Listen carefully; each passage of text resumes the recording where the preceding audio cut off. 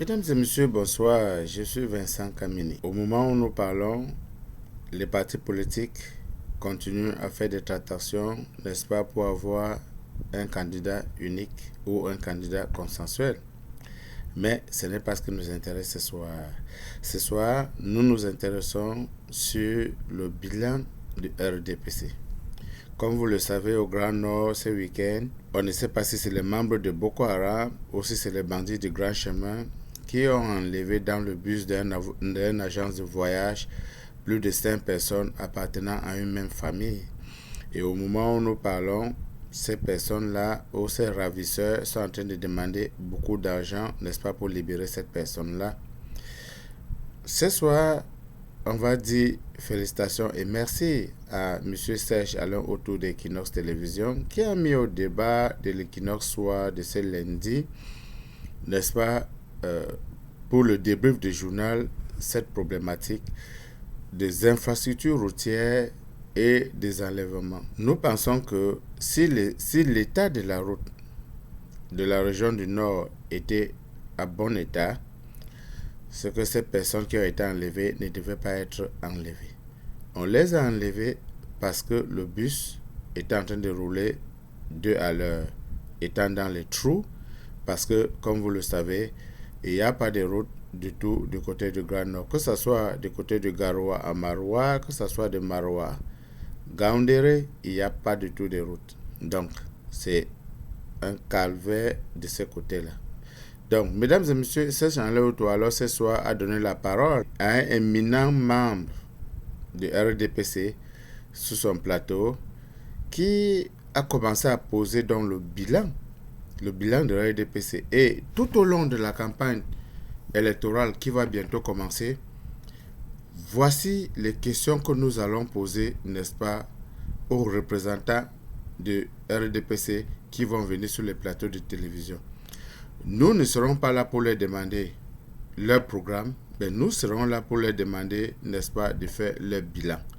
Parce que quand vous avez quelque chose en gestion, vous devrez faire votre bilan pour nous montrer comment est-ce que vous avez géré l'autre avant de demander qu'on vous augmente d'autres tâches à gérer. Si déjà les tâches qu'on a mis à votre disposition, vous ne les avez pas bien gérées, ou les ressources qui ont été mises à votre disposition n'ont pas été bien gérées, ne rêvez pas ou n'attendez pas à ce que nous venons vous donner encore d'autres tâches, parce que vous nous avez montré par le passé que vous n'êtes pas de bons gestionnaires. Donc, quel que soit le temps et l'argent qu'on va mettre à votre disposition, vous ne pouvez pas les gérer de manière efficiente. C'est pourquoi les Camerounais souffrent aujourd'hui, parce que depuis plus de 43 ans, le RDPC a géré tout l'état du Cameroun et c'est la catastrophe aujourd'hui. Mesdames et messieurs, le RDPC, pour ne pas permettre à une autre personne de gérer l'état, a tout fait pour bloquer tout ce qui pouvait apporter quelque chose de différent au Cameroun. Alors, depuis plus de 43 ans, ils ont utilisé les mêmes manières, n'est-ce pas, pour enlever ceux qui pouvaient au moins donner la joie au peuple camerounais. Et c'est la même chose qu'ils ont encore fait cette année-ci avec le professeur Maurice Kamto, qu'ils ont, n'est-ce pas, enlevé de la course pour étudier 2025. Donc, mesdames et messieurs, je vais vous laisser suivre cet éminent membre de RDPC faire le bilan du dernier septennat de RDPC. Donc, après ce bilan fait, je pense qu'il n'y a plus de doute. Pour le 12 octobre 2025, le RDPC n'a pas place. Mesdames et messieurs, suivez attentivement le représentant du RDPC sur le plateau de Saint-Jean-le-Autour, sur le plateau d'Equinox, soit le débrief de l'information.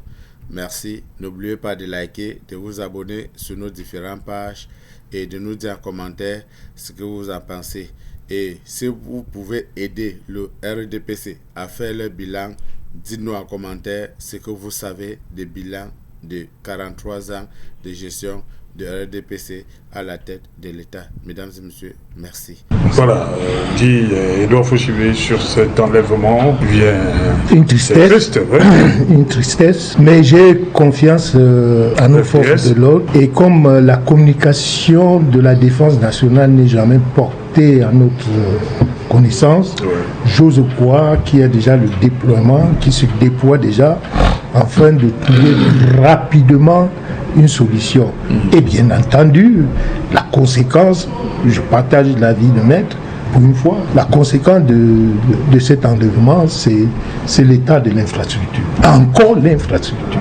Comprenez qu'il y a quelque chose à faire. Je suis de ceux qui pensent que quand c'est bon, il faut dire que c'est bon. Et quand c'est mauvais, il faut le regretter. Et c'est ça qui fait, n'est-ce pas, le cadrage politique de ce que nous sommes aujourd'hui. Nous avons aujourd'hui plus que jamais raté sur la problématique de l'infrastructure en termes de mobilité. Et la conséquence est là, pour ne pas parler de l'inflation au niveau du panier de la ménagère.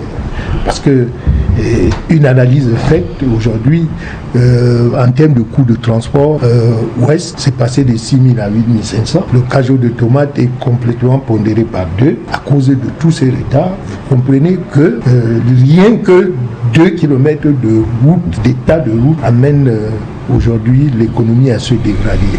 Je crois que faisons confiance à nos forces de défense et disons comme d'habitude que le verre ou jaune soit sauvegardé. Justement, Edouard Fauchivé, vous vouliez dire un mot sur ce qu'on a vu sur... On était justement à la pénétrante ouest de la ville de Douala. Un commentaire? Oui, un commentaire. Ça fait 2 semaines que les usagers de cet axe-là vivent le calvaire, un véritable calvaire. Vous savez, la mobilité urbaine et interurbaine est un indice clair du développement. Lorsque les acteurs sociaux se déplacent et conjuguent tous leurs mouvements, de jour comme de nuit, on parle de la vitalité économique. Mais aujourd'hui, quand vous prenez la pénétrante ouest comme la pénétrante est, l'économie du Cameroun est complètement bloquée. On n'a pas besoin d'être économiste pour pouvoir l'analyser. On se rend compte que vous ne pouvez pas en faire. Vous ne pouvez pas sortir de Douala. Donc rien que ça veut dire que l'économie est complètement... Les deux bouts sont bouchés. Et au niveau politique, en cette période, qu'est-ce que vous dites? L'électorat, on est en train de perdre quelque part, ou qui est au pouvoir? Ça dérange? Ça joue sur l'aspect psychologique et donc sur l'électorat. C'est clair et net que dans le cadre de la programmation des travaux, l'ingénieur de l'État ne pouvait pas se permettre de faire ce genre de travaux en saison de pluie. Donc c'est une mauvaise programmation. Parce que ici, là, on n'a pas besoin d'être ingénieur. Pas du tout. Moi, je versais de la pouzzolane, j'attendais la saison sèche et je faisais les travaux. Je ne suis pas un ingénieur. Avec quel argent? J'ai dit pouzzolane. Non, la pouzzolane, avec quel argent? Ça se trouve. C'est le combat de Frédéric Higa. C'est pas parce que vous êtes de l'opposition que vous allez faire ce genre de truc. On est sérieux là. Vraiment, soyez quand même à un moment donné, soyez quand même, vous êtes un avocat. Donc verser la pouzzolane sur 1 kilomètre, ça ne peut pas, on n'a pas besoin même de l'État. La communauté, la mairie de Douala peut faire. Et maintenant, les vrais travaux vont se faire en saison sèche. Donc c'est question de programmation. Tout simplement. Maintenant, en tenant compte du flux de mobilité, vous ne pouvez pas venir sur un tronçon qui fait passer par jour. Est-ce que la pouzzolane, c'est pas le seul axe? On a vu plein d'axes au niveau de Douala. Non,